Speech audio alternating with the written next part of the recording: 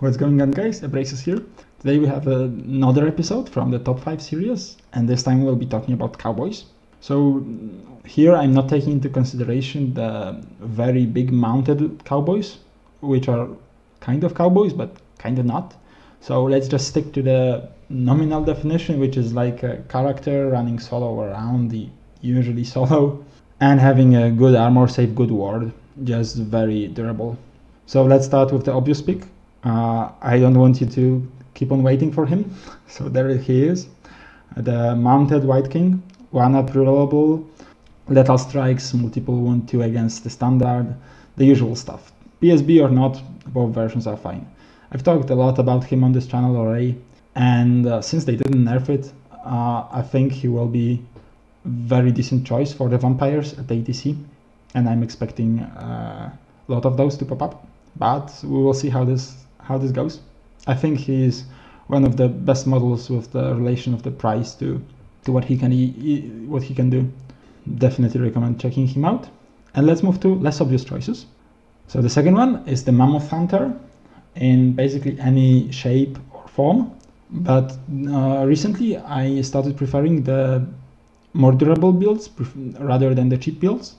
So the most used one, I think, is the one that has a Wrestler's Bat and the Troll Eater, 2-up armor save, 4-up regen. You can either Vanguard him with the dog, or just buy him the Vanguard, or just buy him Scout, and possibly buying him Scout is the best because then he can choose his targets. He is very cheap, under 400 points, very mobile, he adds a bit of shooting. I think he's very good for the Ogres, and many Ogre players decide to actually run 2 of those. The second one can only have 3-up armor save, but that doesn't matter much.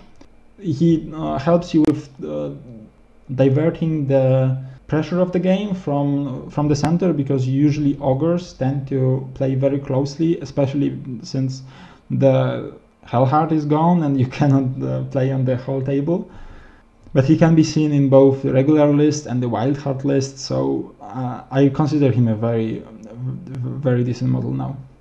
The third choice is the Forest Prince on Great Elk. The usual build is the Destiny Call plus the Sylvan Blades plus the Titanic Might.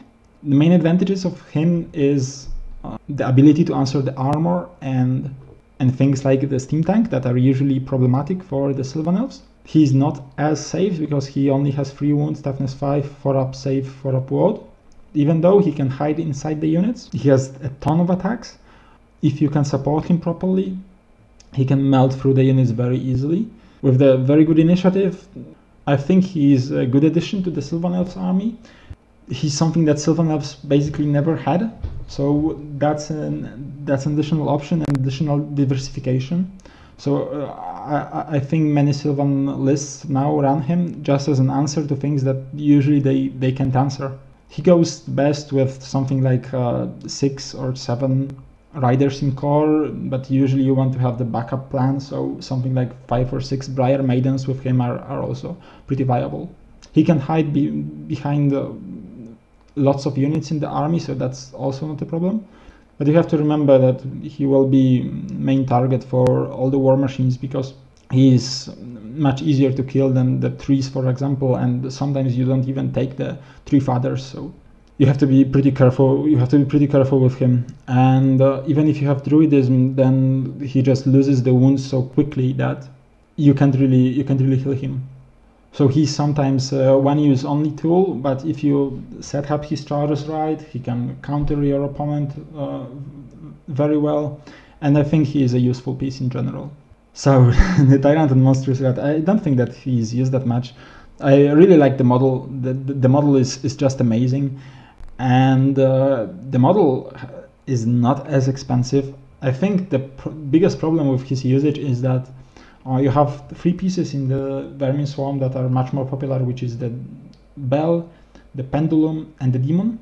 And you usually have 2 of those in the list, and then you don't have a place for the Tyrant because you don't have enough points in the hero slot. But with 12 attack, strength 5, with a 4-up regen, with not that bad armor save, and a Toxic Breath weapon, I think he's a really nice support piece. I really like the concept. I hope he will see more play if things like Demon or the Pendulum or the Bell get finally nerfed at some point, or maybe he gets even cheaper and then sometimes someone will use him. Obviously he won't be your general, but he's a very nice cowboy. And the last one, I wrote Feral Warlord here, but I think that this concept can also work with the Iron one. Most usually I would see this guy being on the Warboard. So the Iron guy can actually get to 1-up rerollable, I think, and the Feral Warlord can get to 2-up ammo and 5-up ward save. The Feral one obviously needs a unit that will babysit him, but with the battle focus, with all the spells you can throw from orcs and goblins, he's basically working like a Sylvan guy, but he has lots more attacks and usually lots more strength. The Iron Orc guy isn't as potent in the thing that he doesn't have the battle focus, so he doesn't combo as well with the spells like reroll to hit from Hereditary, and he can't score as many hits as the Feral guy, but he's then much more durable, a bit more expensive, and they both really can work. But the competition in Orcs and Goblins hero section is also very high. And with this guy I wanted to actually point out a pretty interesting thing. Maybe it's just a meta around here in Poland, or maybe it's a more general thing as I observe lists from different countries. And really the amount of standard technical cowboys like 1-up, 4-up up with strength 7, like you used to have the Southern Ancients guys, you used to have the Warriors of Dark Gods guys on horses or on chariots. The amount of those guys in meta is really low. Many people decide to run either bigger monsters or the heroes that can hide inside the units and can support the units, like the most prominent cowboy in the whole game, the Omen of Savard, that I can't really mention here because he's not a proper cowboy, but you know what I mean by that. This is a very interesting thing to point out because, you know, there were times when in the Warriors list or in Southern Ancients list you couldn't really see less than 3 of those guys, and now they are gone.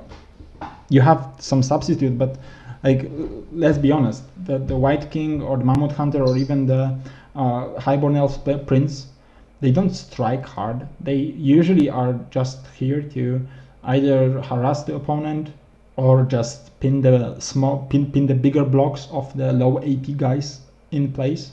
They basically never are used as a centerpiece, as a piece that is trying to melt through opponent's units. It was a really curious observation because when I was going through the armies to look through the cowboys that I enjoy, I found out that in the armies that usually take those, like Empire that used to take the 1-up reliable guy, they are just not occurring anymore.